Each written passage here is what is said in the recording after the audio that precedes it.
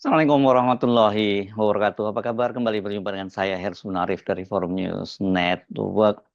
Jenazah Kasat Reskrim Polres Solok Selatan AKP Ulil Rianto Ansar tiba di rumah duka di Makassar hari Sabtu dini hari. Ini jenazah tiba di rumah duka Komplek Antang Jaya, Kecamatan Manggala, Kota Makassar, Sulawesi Selatan sekitar pukul 1:10 waktu Indonesia bagian tengah. Dan jenazah ini tampak dikawal ketat oleh personel Brimob Polda Sulawesi Selatan. AKP Ulil ini tewas karena ditembak oleh AKP Dadang Iskandar yang ini adalah kolehannya di Polres Solok Selatan Sumatera Barat, karena AKP Dadang Iskandar ini adalah kepala bagian operasi Polres Solok Selatan.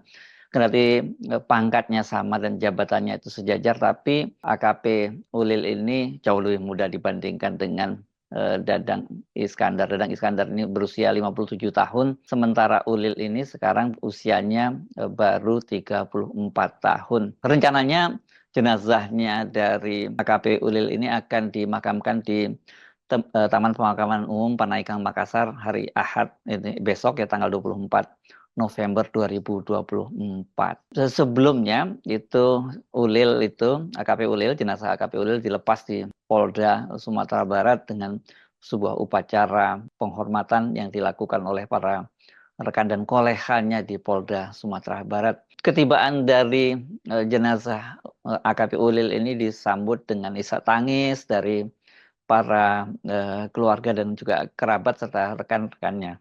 Ibunda dari Ulil, Ibu Christina Yuyun Abu Bakar, tampak tidak bisa menahan isak tangisnya sambil memegang foto dari AKP Ulil. Pasti kesedihan yang luar biasa mendalam bagi ibunda dari AKP Ulil, karena dia satu-satunya anak laki-laki dari tiga orang bersaudara, dan dia ini sejak kecil dibesarkan oleh orang tua tunggalnya. Dia memang yatim sejak kecil. Ini luar biasa terpukulnya dari Ibu Christina ini, karena dia kehilangan satu-satunya anak laki-lakinya, dan ini kan dia adalah lulusan Akademi Polisian ya, Akademi Kepolisian tahun 2013.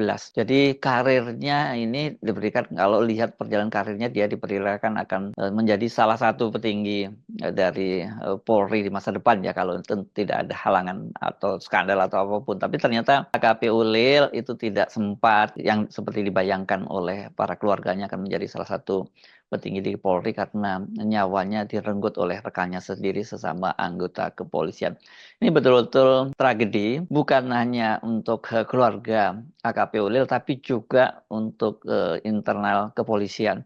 Karena itulah Kapolri yang terlihat sangat gusar dengan tegas menyatakan bahwa AKP Dadang Iskandar itu akan langsung dipecat dan nanti akan dipidanakan. Untuk itu dia memerintahkan Bareskrim Mabes Polri untuk mendampingi atau mengalukan asistensi terhadap Polda Sumatera Barat. Christina Yun Abu Bakar, ibunda dari AKP Ulil ini, mengaku bahwa sekitar 3 bulan lalu itu putranya sempat curhat. Ini memang secara berkala, ini AKP Ulil ini memang melakukan WA call dengan ibundanya, dan pada waktu 3 bulan yang lalu itu dia menyatakan bahwa dia bertanya gitu kepada ibundanya yang dia panggil mama ini, seandainya saya keluar dari polisi, apa mama mengizinkan? Itu kata Christina kepada wartawan hari Jumat yang lalu di rumah dukanya. Dan pertanyaan itu tentu saja mengejutkan Christina, dan waktu itu dia menjawab agar putranya itu tidak keluar dari institusi kepolisian, karena menurut dia itulah masa depan putranya.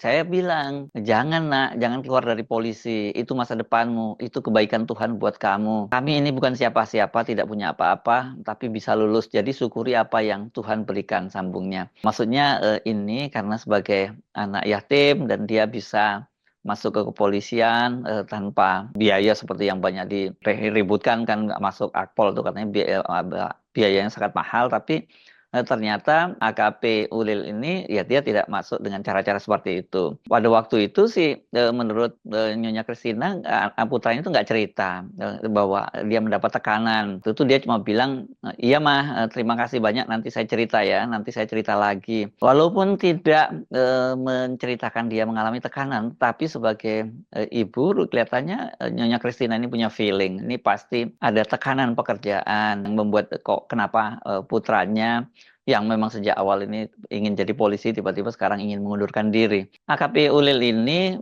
adalah angkatan lulusan Akpol tahun 2013 dan kalau lihat pangkatnya memang sekarang ini dia normal ya karena banyak rekan-rekannya juga rata-rata sekarang masih berpangkat AKP dan dia ini juga pernah berdinas di Satuan Brimob ini di Polda Jawa Tengah dan dia menjadi ketua tim untuk penjinak bom. Karena itu tadi pagi ketika dia tiba di kediaman juga dikawal oleh anggota Brimob dari Polda Sulawesi Selatan. Kasus dari AKP Ulil ini yang ditembak mati dari jarak dekat oleh AKP Dadang Iskandar ini betul-betul memang sangat menghebohkan. Kenapa? Karena belakangan seperti dikatakan oleh Kapolda Sumatera Barat, Irjen Pol Suharyono, ini diduga karena AKP Dadang Iskandar ini dia menjadi backing dari para penambang ilegal atau penambang liar di Solok, Sumatera Barat. Mengapa kemudian dia menembak mati dari jarak dekat AKP Ulil ini? Karena AKP Ulil ini sekarang ini dia sedang menangani kasus penambangan ilegal itu. Dan seperti dikatakan oleh Kapolda Sumatera Barat ini itu memang instruksi dari Kapolda untuk memberantas penambangan ilegal di Solok Selatan. Dan menurut Kapolda, AKP Ulil ini sudah berapa kali mendapat penghargaan karena dia menjalankan perintah dari Kapolda untuk memberantas penambangan liar di Solok. Penambangan liar di Solok ini memang bukan hal yang baru ya. Ini dikenal sebagai surganya para penambang liar dan ini bukan hanya terjadi baru-baru ini saja, ini sudah ada sejak zaman Belanda. Dan bagi aparat penegak hukum yang nakal seperti AKP Dadang Iskandar ini, ya ini merupakan tambang uang ya karena ini tiap hari itu cukup banyak emas yang dihasilkan dari tambang-tambang liar itu. Penembakan itu kan terjadi pada Jumat dini hari ketika saat itu tugas dari Satreskrim dari Polda Solok Selatan itu sedang memeriksa pelaku penambangan liar atau penambangan ilegal ini yang sebelumnya ditangkap oleh polisi. Nah, pada waktu itulah kemudian terdengar tembakan dan ketika mereka berlari berhamburan menuju lokasi tembakan di parkir belakang Polres Solok Selatan itu mereka melihat tubuh dari AKP Ulil itu sudah tergeletak dengan 2 luka tembakan di kepala. Pada saat itu mereka juga melihat AKP Dadang Iskandar itu meninggalkan lokasi dengan menggunakan mobil dinas. Rupanya AKP Dadang Iskandar ini langsung menuju ke Kota Padang dan dia menyerahkan diri ke Porovos Polda Sumatera Barat. Tetapi yang banyak disoroti oleh para netizen itu karena beredar video pendek yang menunjukkan suasana ketika AKP Dadang itu menyerahkan diri di dalam sebuah ruangan, ini bisa terlihat seperti ini. Nggak kelihatannya dia santai saja gitu, tidak terlihat ketegangan dari AKP Dadang Iskandar, padahal dia baru saja membunuh seorang perwira polisi lainnya, dan dia juga duduk santai dan tidak diborgol misalnya. Ini yang banyak mendapat sorotan kok seperti ini perlakuan pada seorang pembunuh sama polisi gitu ya. Ini mengerikan sekali sebenarnya apa yang terjadi karena orang seperti AKP Dadang Iskandar ini sampai bersedia membunuh rekannya sendiri. Bayangkan itu bagaimana dia memperlakukan kepada rakyat sipil ya. Kalau pada rekannya aja dia karena dianggap menghalang-halangi upaya dia untuk mendapatkan setoran daripada penambang ilegal ini, dia sampai rela menembak mati rekannya. Dan ini pantas kalau kemudian Kapolri tampak sangat marah dan langsung menyatakan akan dipecat dan dihukum pidana dengan sangat berat. Kasus ini selain sangat tragis, itu juga sebenarnya membuka semacam kotak Pandora bahwa di kalangan aparat kepolisian itu banyak sekali yang mereka menjadi backing dari bisnis-bisnis ilegal semacam ini. Ini satu kasus ya soal penambangan ilegal, belum juga soal judol dan sebagainya. Jadi saya kira ini harus menjadi atensi dari pimpinan Polri karena selain menyedihkan, ini peristiwa ini juga sangat mengkhawatirkan. Sekali lagi mereka ini coba kepada rekannya sesama polisi saja dia sampai seperti itu ya nekat membunuh karena dia merasa bahwa bisnis kotor dia, bisnis ilegal dia dihalang-halangi. Coba seorang petugas kepolisian itu yang harusnya menjadi aparat penegak hukum, dia justru bertindak di luar hukum terhadap aparat penegak hukum lainnya yang sedang melakukan pemberantasan penambang ilegal. Jadi ini mengerikan sekali ya peristiwa yang terjadi di Sumatera Barat ini. Kelihatannya kasusnya ini ya kasus mungkin karena tidak sebesar kasus seperti yang terjadi pada mantan Kepala Divisi Propam Mabes Polri Irjen Pol Verdi Sambo yang memerintahkan kepada anak buahnya untuk mengeksekusi ajudannya sendiri gitu. Dan pada waktu itu juga ini dikait-kaitkan dengan bisnis judol. Jadi memang banyak sekali PR dari kepolisian RI di tengah-tengah krisis kepercayaan terhadap lembaga ini. Kemudian sekarang muncul kasus yang terjadi di internal polisi yang ini mengguncang seluruh rakyat Indonesia. Karena peristiwa semacam ini kan hanya kita bisa bayangkan hanya terjadi film-film mafia begitu.